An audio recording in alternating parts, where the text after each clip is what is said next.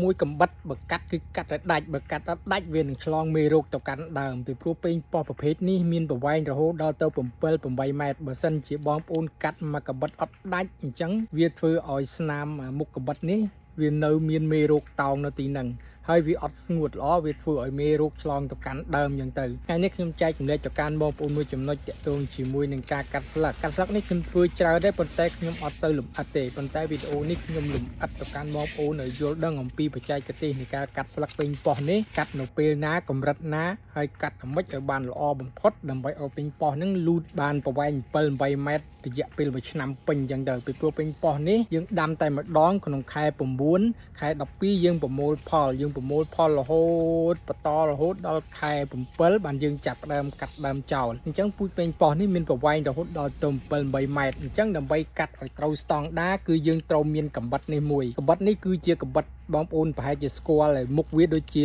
ឡាមអញ្ចឹងត្រូវកាត់ឆ្វាច់ដើម្បីឲ្យដាច់ឲ្យ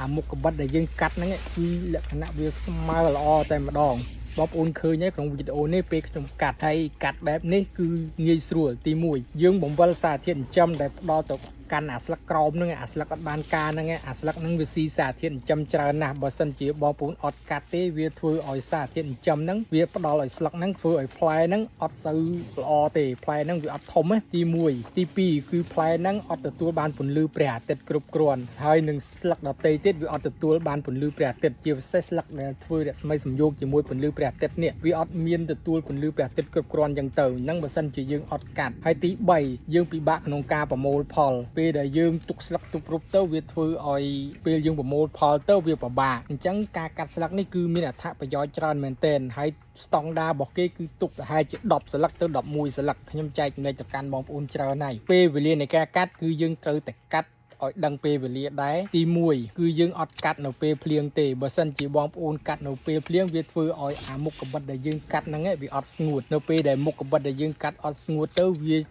មានមេរោគអីតោងអាឡែងមុខកបិតហ្នឹងគឺវាធ្វើឲ្យឆ្លងមេរោគដែរអានេះជាចំណុចសំខាន់ទាក់ទងជាមួយនឹងពេលវេលាហើយពេលវេលាដែលកាត់ល្អនេះគឺរយៈពេលដែលមានពន្លឺថ្ងៃគ្រប់គ្រាន់ដូចជាកំឡុងពេលនេះអញ្ចឹងពន្លឺថ្ងៃមានគ្រប់គ្រាន់ពេលយើងកាត់ស្លឹកទៅវាឆាប់ស្ងួតវាអត់មានមេរោគទេពីព្រោះពេញប៉ោះប្រភេទនេះវាងាយឆ្លងនឹងជំងឺដែរ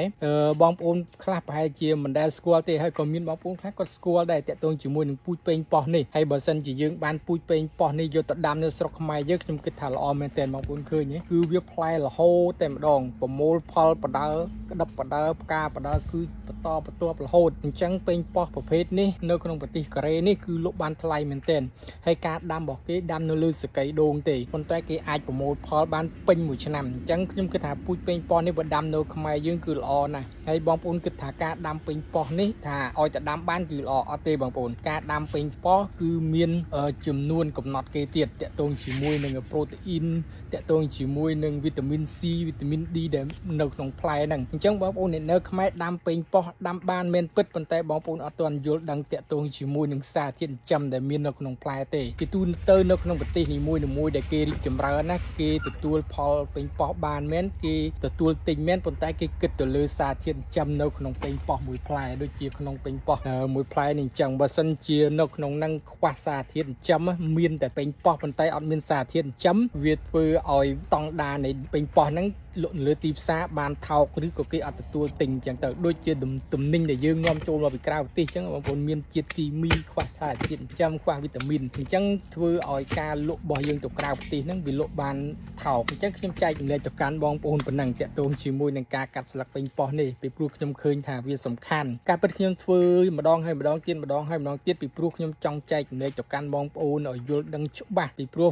ពេលយើងម្ដងហើយម្ដងទៀតវាធ្វើឲ្យការចងចាំរបស់យើងនឹងស៊ាំជាមួយនឹងចំណេះដឹងហ្នឹងចឹងទៅហើយខ្ញុំគិតថាថ្ងៃក្រោយគឺវាសំខាន់មែនទែនតាក់ទងជាមួយនឹងចំណេះដឹងអស់នេះបើសិនជាកសិកម្មនៅស្រុកខ្មែរយើងរីកចម្រើនតម្រូវការទីផ្សារកសិកម្មអីសម្បូរនៅលើទីផ្សារអីគឺជាពេលវេលាដ៏ល្អបំផុតសម្រាប់បងប្អូនដែលយល់ដឹងជាពិសេសអ្នកដែលថ្ងៃក្រោយអាចមកធ្វើការស្រុកគេអីបងប្អូនគ្រាន់តែមើលយល់តែម្ដងតាក់ទងជាមួយនឹងការងារអស់នេះបើសិនជាបងប្អូនគាំទ្រនៅការផលិតវីដេអូបែបនេះជួយ share វីដេអូម្នាក់មួយបងប្អូនហើយដើម្បីឲ្យបងប្អូនដទៃបានទស្សនាផងហើយជា ជាពិសេសបងប្អូនចុច follow page ទៅដើម្បីទទួលបានវីដេអូថ្មីៗខ្ញុំនឹងចែកចំណេះតាក់ទងជាមួយនឹងចំណេះដឹងកសិកម្មដែលខ្ញុំទទួលបានពីប្រទេសអ៊ីស្រាអែលហើយនិងប្រទេសកូរ៉េនេះជាប្រទេសស្ដេចកសិកម្មហើយខ្លាំងៗតាក់ទងជាមួយនឹងកសិកម្មនេះបងប្អូនដែលចង់អភិវឌ្ឍប្រទេសគឺត្រូវសិក្សាជាមួយនឹងប្រទេសខ្លាំងៗអស់នេះហ្នឹងហើយអរគុណជម្រាបលាបងប្អូន